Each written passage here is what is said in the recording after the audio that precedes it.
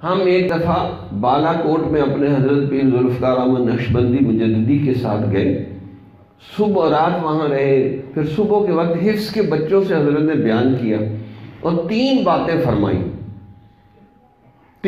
فرمائیں کہ اگر بچے تین باتوں کی پابندی کر لے تو میں لکھ کر دے دیتا ہوں اسٹامپ پر کہ یہ بڑے زبردست انسان بن جائیں گے، عظیم انسان بن جائیں گے۔ ایک تو یہ کہ یہ نہ سنجیدگی میں جھوٹ بولے، نہ ہنسی مذاق میں جھوٹ بولے، کیونکہ جھوٹ بولنے سے بندے کا اعتماد خراب ہو جاتا ہے۔ اگر 1000 دفعہ بھی بعد میں آپ سچ بولیں تو آپ کی بات کا کوئی یقین نہیں کرے گا، کہیں گے بڑا چبل آدمی ہے، یہ جھوٹ بولتا ہے۔ اور ہم نے بچپن میں یہ واقعہ بھی پڑھا ہے،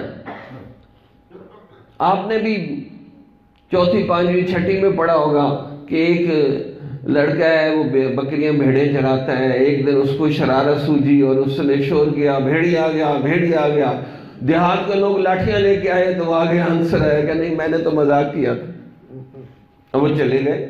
دوسری دفعہ بھی ایسا ہی اس نے کیا، تیسری دفعہ واقعی بھیڑی آ گیا اور بھیڑیوں نے حملہ کر دیا اور اس کی بکریوں کو چیر پھاڑ رہے ہیں، وہ شور کر رہا ہے، کوئی بھی اس کی مدد کو نہیں آیا۔ کیوں؟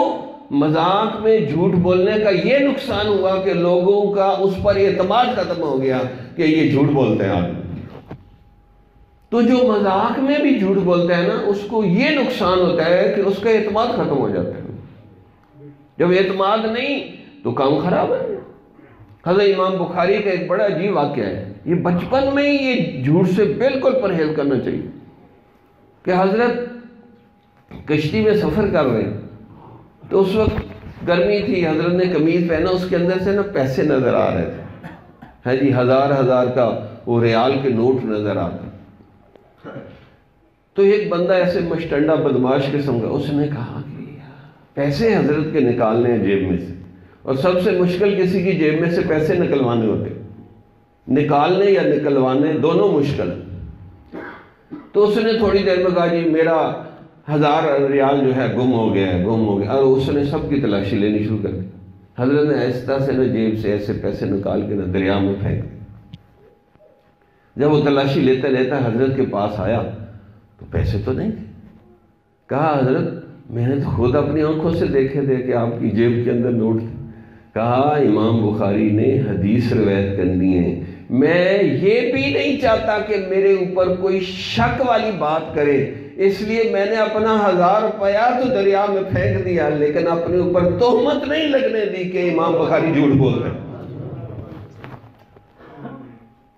تو بھائی نقصان ہوتا ہے، ہو جائے، حافظ جھوٹ نہیں بول سکتا ورنہ اس کا حافظہ ختم ہو جائے گا اور قرآن بھولنا شروع ہو جائے گا۔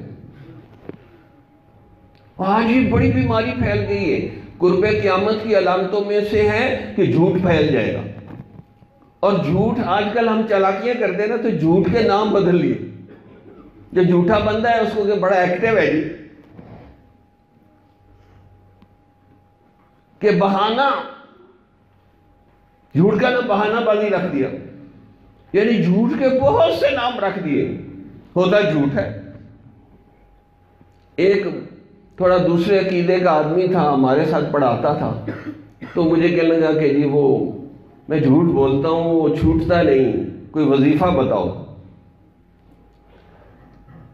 تو میں نے کہا اچھا یہ وظیفہ پڑھا کہ لعنت اللہ علی الکاذبین، کہنے لگا یہ تو بڑا گرم وظیفہ۔ تو میں نے کہا جھوٹ کوئی ٹھنڈے وظیفے سے چھوٹے گا، یہ گرم وظیفے سے ہی چھوٹے گا۔ میں نے کہا یہ قرآن کی آیت ہے، پڑھو چند دن، دیکھیں جھوٹ چھوٹ جائے گا آپ کا۔ تو اللہ نے قرآن میں لعنت بھیجی ہے جھوٹے لوگوں پر۔ اور عموماً آپ سروے کر کے دیکھ لیں، سکولوں میں تو بہت ہی جھوٹ بولتے ہیں، بلکہ پورا 1 مہینہ جھوٹ کے لیے رکھا ہوا ہے، اس کا کیا نام ہے؟ اپریل فول، کہ پورا مہینہ جھوٹ بول رہے ہیں۔ اب یہ کتنا خطرناک ہے۔ ایک آدمی نے اسی طرح اسلام آباد میں کہا کہ وہ تیرا ابا فوت ہو گیا، اب یہ بڑی ایمرجنسی میں ہوائی جہاز کا ٹکٹ کرا کے بھاگا کراچی گیا، جو ہی سین میں داخل ہوا ابا روٹی کھا رہے، وہ سوچے کہ پتہ نہیں مردہ اٹھ کے آ گیا، اس کو فون کیا، بھائی آپ نے کیا کیا؟ وہ کہا جی میں نے اپریل فول منایا۔ وہ اتنا ناراض ہوا اس سے کہ آپ نے میرا وقت ضائع کیا، پیسے ضائع کر دیے، یہ کون سا مذاق ہے؟ اب یہ ہو رہا ہے۔ تو اس لیے بھائی نہ سیریس ہو کے جھوٹ بولنا ہے، نہ مذاق میں جھوٹ بولنا ہے، ورنہ پھر یہ اگر نہیں کسی سے جھوٹ چھوٹ رہا تو یہ گرم وظیفہ کرے، لعنت اللہ علی الکاذبین، لعنت اللہ علی الکاذبین، جھوٹوں پہ اللہ کی لعنت برستی، حتیٰ کہ چہرے لعنتی بن جاتے ہیں جو اتنا جھوٹ بولتے ہیں۔ تو ایک بچے اس چیز کا وعدہ کریں کہ انشاءاللہ ہم جھوٹ نہیں بولیں گے۔ دوسرا، ہمارے حضرت نے بچوں سے وعدہ لیا کہ باوضو رہیں گے، باوضو ہو کے قرآن بھی پڑھیں گے، نماز بھی پڑھیں گے، کیونکہ وضو سے بڑے بڑے کام ہوتے ہیں۔ یہ وضو چھوٹی عبادت نہیں، بہت بڑی عبادت ہے۔ اس لیے فرمایا کہ جس کو نمازوں میں وسوسے آتے، خیالات آتے، اگر وہ وضو اور غسل صحیح طریقے سے کرے، انشاءاللہ نمازوں کے وسوسے اس کے ختم ہو جائیں گے۔ وضو حضوری سے ہوگا تو نماز میں بھی حضوری ہوگی، اگر وضو حضوری سے نہیں ہے تو نماز میں بھی حضوری نہیں ہو سکتی، کیونکہ یہ پہلا قدم ہے نا وضو۔ اگر وضو صحیح نہیں ہے، ناقص ہے، تو نماز بھی ناقص ہے، اگر وضو کامل ہے تو نماز بھی کامل ہے۔ تو باوضو بچے رہنے کی کوشش کریں۔ عموماً بچوں کے وضو ٹوٹ جاتے ہیں اور وضو کرتے ہی نہیں، بیٹھے لگے رہتے ہیں۔ اچھا، جو بے وضو قرآن یاد کرے گا اس کو بڑی مشکل سے قرآن یاد ہوگا۔ آپ قاری صاحب کو تو دھوکہ دے سکتے ہیں، اللہ کو بھی کوئی دھوکہ دے سکتا ہے؟ اللہ تو دیکھ رہے ہیں نا کہ اس کا وضو ٹوٹ گیا اور یہ پھر بھی بیٹھا ہل رہا ہے اور قرآن یاد رہا ہے، اور اس کو قرآن یاد ہو ہی نہیں رہا۔ تو دوسری بچوں کو خصوصی وصیت ہے، جیسے مرنے والا کوئی وصیت کرتا ہے نا، یہ وصیت میں کر رہا ہوں کہ بے وضو قرآن نہیں پڑھنا اور باوضو رہنا ہے، اور وضو اچھے طریقے سے سیکھیں اپنے قاری سے، قاری صاحب سے وضو سیکھیں۔ اور تیسری حضرت نے فرمائی کہ اگر بچے بڑوں کا ادب کریں اور خدمت کریں، قاری صاحب کی، استاد کی، والدین کی، بڑوں کی خدمت کر لیں، خدمت کرنے کا ان میں جذبہ ہو، تو انشاءاللہ ان تین چیزوں کی وجہ سے یہ بچہ عظیم انسان بنے گا، اللہ اس سے بڑے بڑے کام لے گا۔